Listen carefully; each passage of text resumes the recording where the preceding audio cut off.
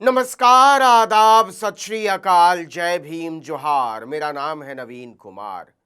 जुग जुग जीवे ऐसो ईरान।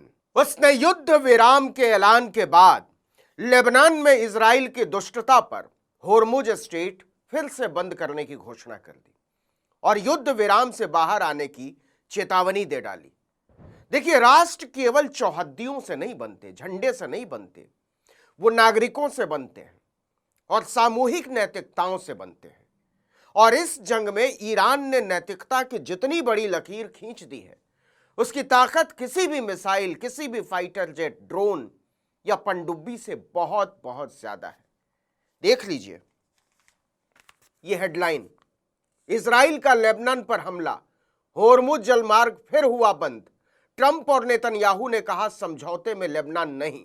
ईरान ने दी युद्ध विराम से बाहर आने की चेतावनी, लेकिन असल बात इसके आगे है, 254 लोगों की मौत। तो अजीब मिट्टी का बना है ईरान। लेबनान के लिए कह रहा नहीं चाहिए ऐसा युद्ध विराम। जो भी कहिए, कितना भी बड़ा मददगार हो, कितनी भी यारी दोस्ती हो, लेकिन लेबनान एक अलग देश है और इससे ज्यादा अलग तरह का देश है। हिजबुल्लाह को उस तरह से नहीं देखा जाता जिस तरह से आईआरजीसी को देखा जाता है। बावजूद इसके ईरान ने लेबनान पर हमले को लेकर मानवता के पक्ष में जो लाइन ली है, वो आज की दुनिया में दुर्लभ है। आपको बता दें कि ईरान के साथ युद्ध विराम के कुछ ही घंटों के बाद इजराइल ने लेबनान में कहर बरपाया। इजरायली सेना ने 10 मिनट के भीतर लेबनान में 100 से ज्यादा ठिकानों पर भीषण बमबारी की, जिसमें 254 नागरिकों की जान चली गई। 1165 लोग घायल हो गए। बड़ी संख्या में औरतें और बच्चे हैं। सबसे ज्यादा राजधानी बेरूत में 91 लोगों की जान गई। मरने वालों और घायलों की संख्या इतनी ज्यादा थी कि अस्पतालों में जगह कम पड़ गई। अमेरिका और ईरान के 2 हफ्तों के युद्ध विराम के बावजूद लेबनान पर इजरायली सेना ने सबसे भयानक हमला किया। इसने पूरी दुनिया को स्तब्ध कर दिया। इजराइल ने बिना किसी पूर्व चेतावनी के क्रूरतापूर्वक रिहायशी इलाकों और व्यावसायिक केंद्रों पर बम बरसाए।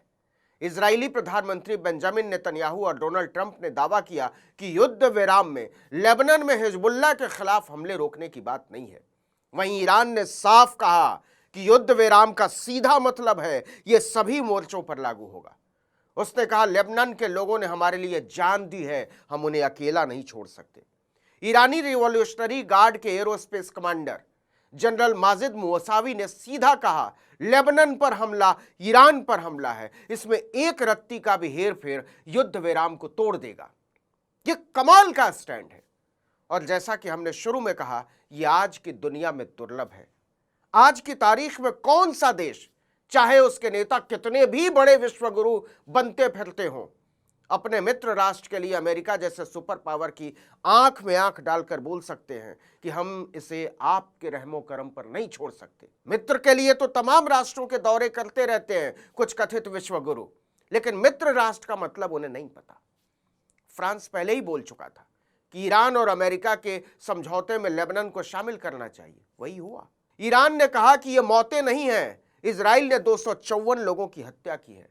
नतीजा, हमले से भड़के ईरान ने केवल 4 घंटे पहले खोले गए होर्मुज जलडमरू मध्य को फिर से बंद कर दिया। लेबनान के राष्ट्रपति जोसेफ औन ने इजरायली हमले को बर्बर बताया। अरब लीग के प्रमुख अहमद अब्दुल घीत ने भी इजराइल पर समझौते को नाकाम करने की कोशिश करने का आरोप लगाया।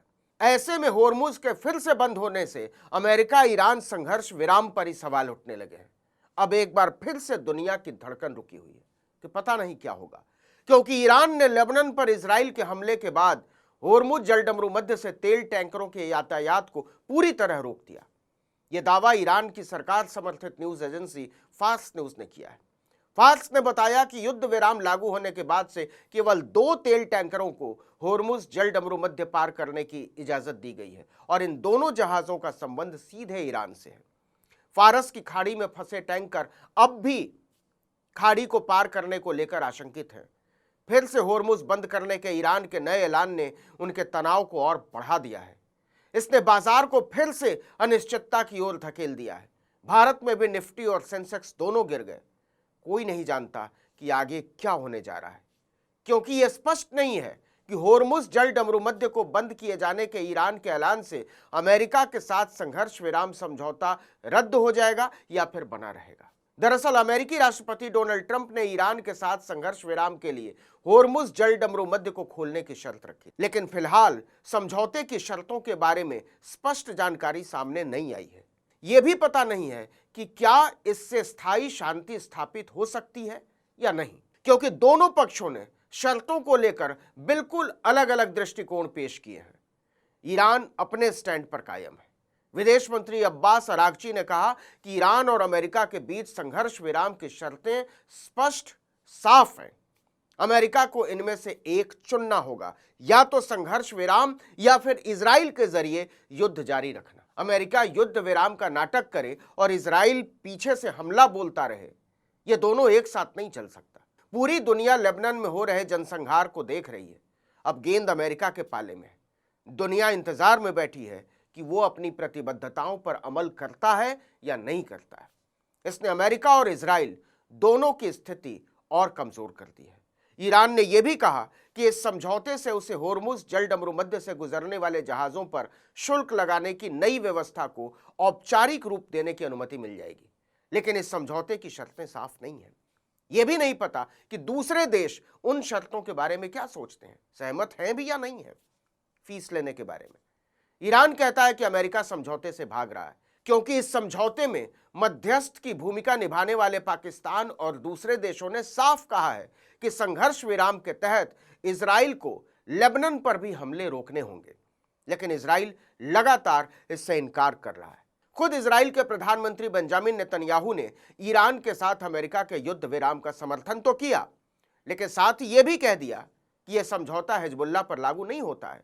उन्होंने साफ कहा कि हिजबुल्लाह से लड़ाई जारी रहेगी और ईरान के साथ युद्ध विराम की घोषणा के कुछ ही घंटे के भीतर इजराइल ने बिना किसी चेतावनी के, बिना किसी पूर्व सूचना के राजधानी बेरूत की घनी आबादी वाले कई आवासीय और कारोबारी इलाकों पर भीषण बमबारी की।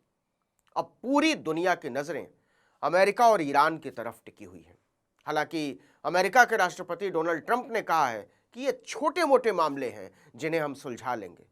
सवाल है कि क्या 254 बेकसूर नागरिकों की क्रूर हत्या को छोटा मोटा मामला माना जा सकता है? और जो राष्ट्राध्यक्ष पूरी बेशर्मी से ऐसा बोल रहा है, मनुष्यता, लोकतंत्र और संप्रभुता को लेकर उनके मन में कितना सम्मान होगा और कितनी प्रतिबद्धता होगी, इसका अंदाजा लगाना कोई मुश्किल काम नहीं है। गली के गुंडों की तरह लोकतंत्र की समझ रखने वाले नेताओं के सामने ईरान ने लेबनान में बमबारी रोकने को लेकर जो दो टूक बात की है, उसने इतिहास के पन्नों पर इस सभ्यता की लकीरों को और मोटा और गाढ़ा कर दिया है। इस वीडियो में इतना ही, लेकिन अगर आपने आर्टिकल 19 इंडिया को अब तक सब्सक्राइब नहीं किया है तो फौरन कर दीजिए, बेल आइकॉन दबाइए, घंटी जैसी आकृति लाइक कीजिए और कमेंट करके बताइए हमारा वीडियो आपको कैसा लगा। हमारा ट्विटर हैंडल है article19_India और मेरा ट्विटर हैंडल है नवीन जर्नलिस्ट। नमस्कार।